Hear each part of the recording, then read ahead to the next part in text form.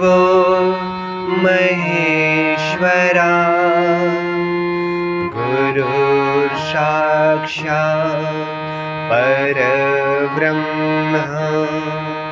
तस्मै श्री गुरवे नमः।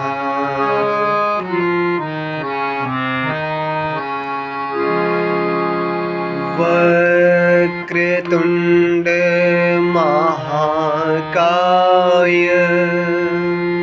सूर्यकोटि